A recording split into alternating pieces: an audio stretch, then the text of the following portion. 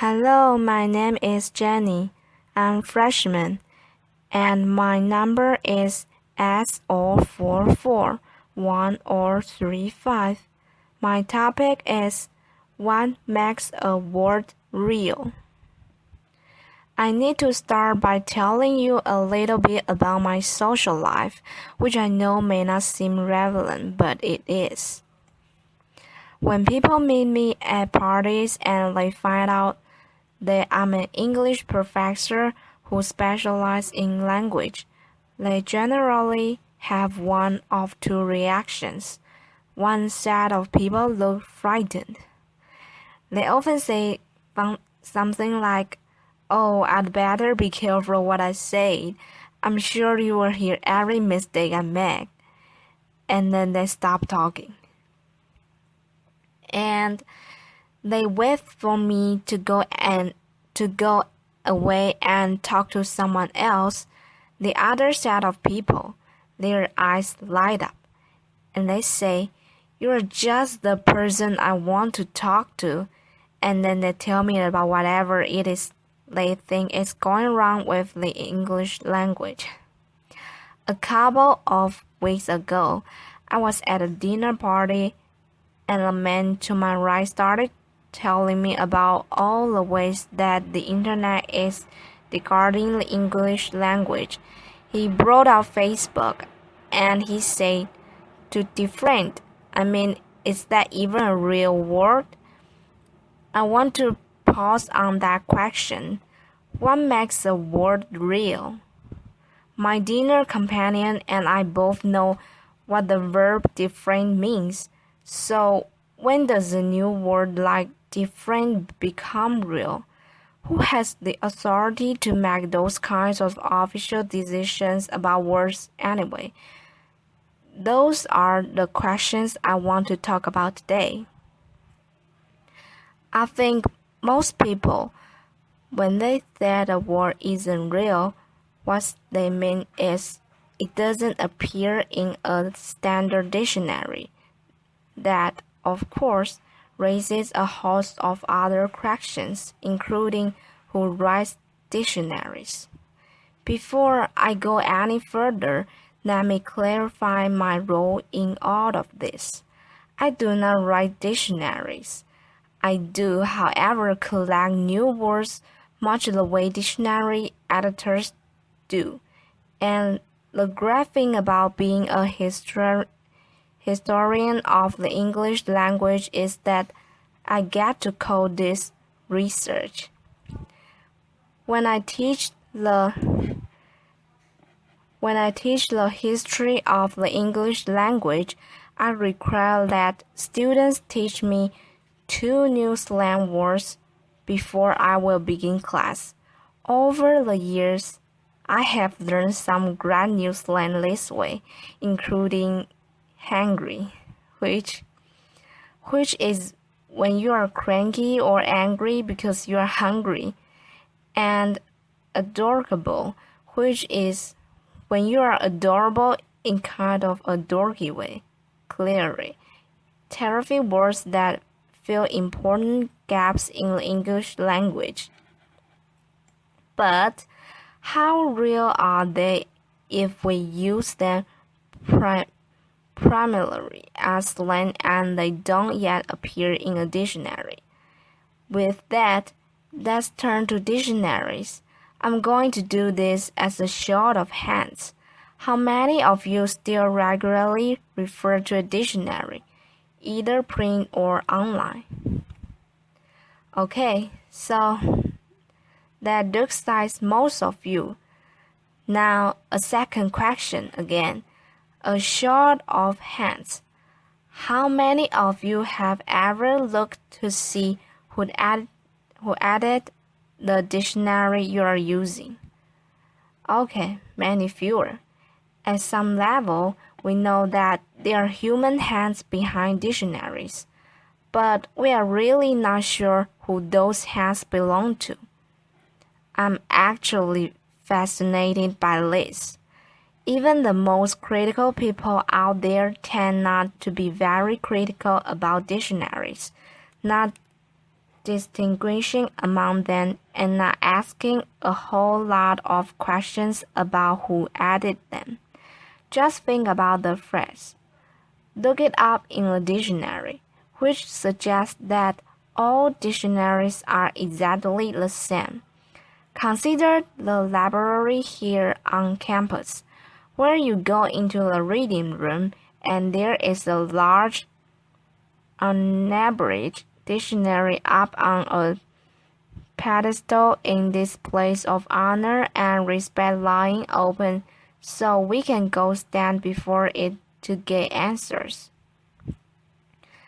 Now, don't get me wrong, dictionaries are fantastic resources, but they are human and they are not timeless. I'm struck as a teacher that we tell students to critically question every text they read, every website they visit, except dictionaries, which we tend to treat as an unauthored as if they came from nowhere to give us answers about what words really mean. Here's the thing. If you ask dictionary editors, what they'll tell you is they're just trying to keep up with us as we change the language. They are watching what we say and what we write and trying to figure out what's going to stick and what's not going to stick. You have to gamble because they want to appear cutting edge and catch the words they are going to make it, such as LOL. But they don't want to appear faddish and include the words they aren't going to make it. And I think a word that they are watching right now is YOLO. You only live once. Now I get to hang out with dictionary editors, and you might be surprised by one of the places where we hang out. Every January, we go to the American Dialect Society annual meeting, where among other things, we vote on the word of the year. There are about 200 or 300 people who come. Some of the best-known linguists in the United States. To give you a sense of the flavor of the meeting, it occurs right before happy hour. Anyone who comes can vote. The most important rule is that you can vote with only one hand. In the past, some of the winners have been tweeted in 2009 and hashtag in 2012.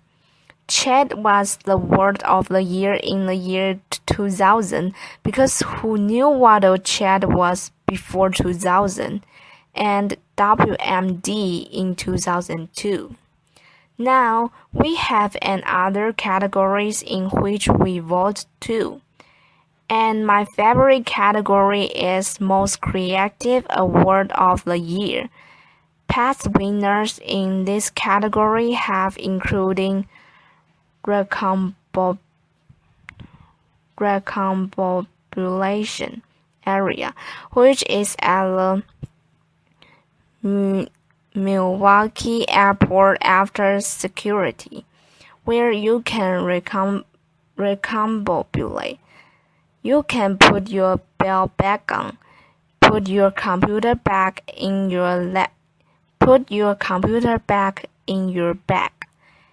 And then my all-time favorite word at this vote, which is multitasking.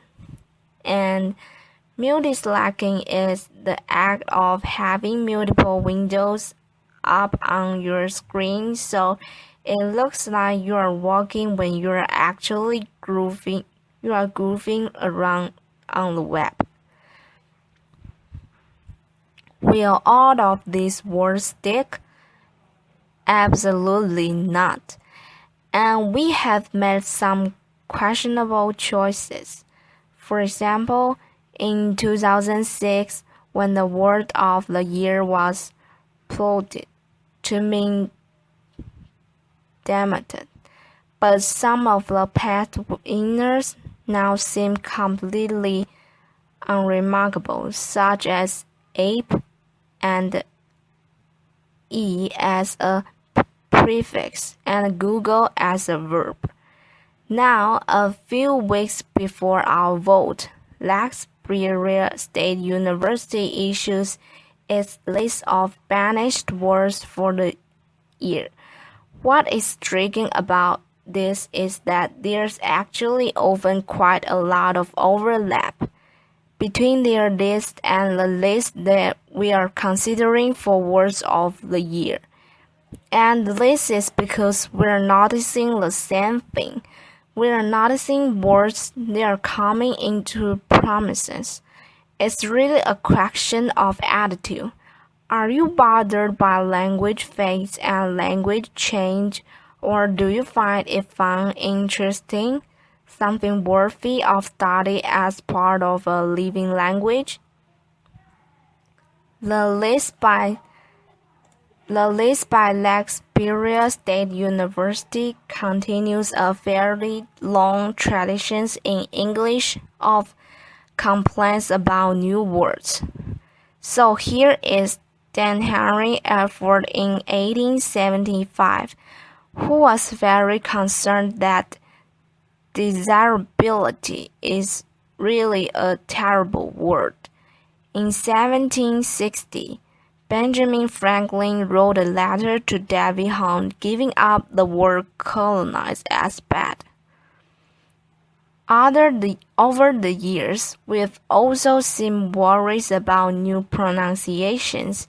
Here is Samuel Roger in the 1855 who is concerned about some fashionable pronunciation that he finds offensive. And he says, if we contemplate were not bad enough, balcony makes me sick. The word is borrowed in from Italian and it was pronounced both called. These complaints now strike us as quiet, if not downright adorable. But here's the thing. We still get quiet worked up about language change. I have an entire file in my office of newspaper articles which express concern about intelligent words that should not have been included in the dictionary, including LOL. When it got into the Oxford English Dictionary and different when it got into the Oxford American Dictionary. I'd also have articles expressing concern about invite as a noun, impact as a verb, because only thief can be impact. And insensitive is described as boorish, bureaucratic, misspeak. Now, it's not that dictionaries editors ignore these kinds of attitudes about language. They try to provide us some guidance about words that are considered slang or informal or offensive, often through usage labels. But they are in something of a bind, because they are trying to describe what we do, and they know that we often go to the dictionaries to get information about how we should use a word well or appropriately. In response, the American Heritage Dictionaries include usage notes. Usage notes tend to occur with words that are troublesome in one way, and one of the ways that they can be troublesome is that they are changing meaning. Now, usage notes involve very human decisions, and I think as dictionary users, We're often not as aware of those human decisions as we should be. To show you what I mean, we'll look at an examples. But before we do, I want to explain what the dictionary editors are trying to deal with in this usage note. Think about the word pursue and how you use that word. I would guess many of you are thinking of scheme, scam, reading quickly. Some of you may even have some working involved because you are perusing grocery store shelves or something like that. You might be surprised to learn that if you look in most standard dictionaries, the first definition will be to read carefully or pore over. American Heritage has that as the first definition. They then have, as the second definition, scheme, and next to that, they say usage problem. And then they include a usage note, which is worth looking at. So, here's the usage note. Peruse has long meant to read thoroughly, but the word is often used more loosely, to mean simply to read. Further extension of the word to mean to glance over skim has traditionally been considered an error, but our ballot results suggest that it is becoming somewhat more acceptable. When asked about the sentence, I only had a moment to peruse the manual quickly. 60% of the panel found it unacceptable in 1988, 55% in 1999, and 48% in 2011. Oh, the usage panel, the trusted body of language authorities who is getting more in it about this. Now, what I hope you are thinking right now is, wait, who's on the usage panel? And what should I do with your pronouncements? If you look in the front matter of American Heritage dictionaries, you can actually find the names of the people on the usage panel. But who looks at the front matter of dictionaries? There are about 2,000 people on there are about 200 people on the usage panel. They include academicians, journalists, creative writers.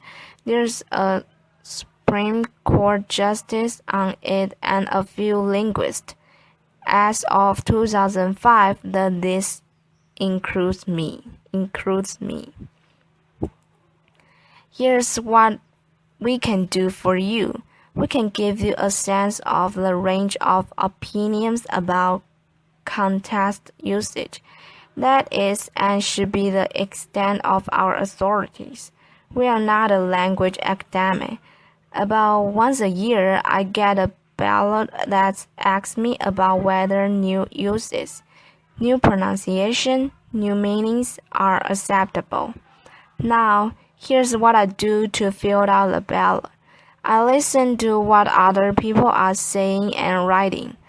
I do not listen to my own likes and dislikes about the English language. I will be honest with you. I do not like the word impactful, but that is neither here nor there in terms of whether impactful is becoming common usage and becoming more acceptable in written prose. So, to be responsible, what I do is go look at usage, which often involves going to look at online databases such as Google Books. Well, if you look for impactful in Google Books, here is what you find. Well, it is sure looks like impactful is proving useful for a certain number of writers and has become more and more useful over the last 20 years.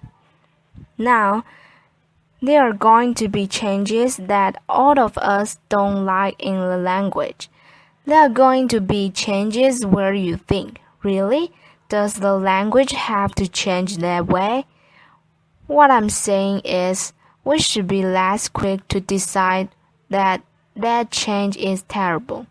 We should be less quick to impose our likes and dislikes about words on other people, and we should be entirely reluctant to think that the English language is in trouble. It's not. It is rich and vibrant and filled with the creativity of the speakers who speak it.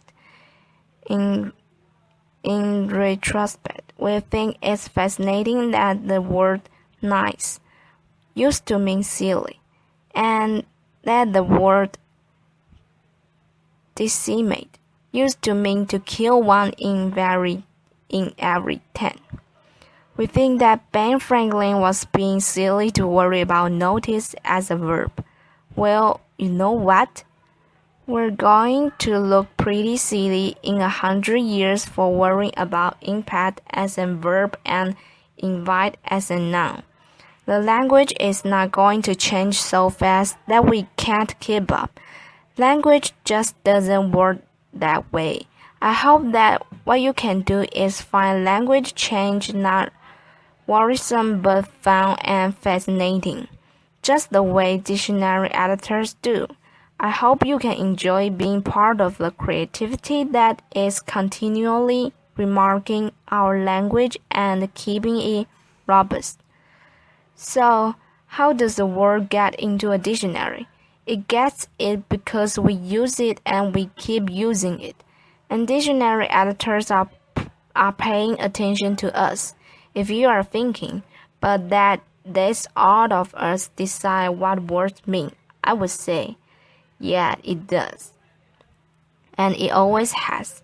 Dictionaries are a wonderful guide and resource, but there is no objective dictionary authority out there that is the final arbiter about what words mean. If a community of speakers is using a word and knows what it means, it's real. The word might be slang and that word might be informal. That word might be a word that you think is illogical or unnecessary. But that word that we are using, that word is real. Thank you.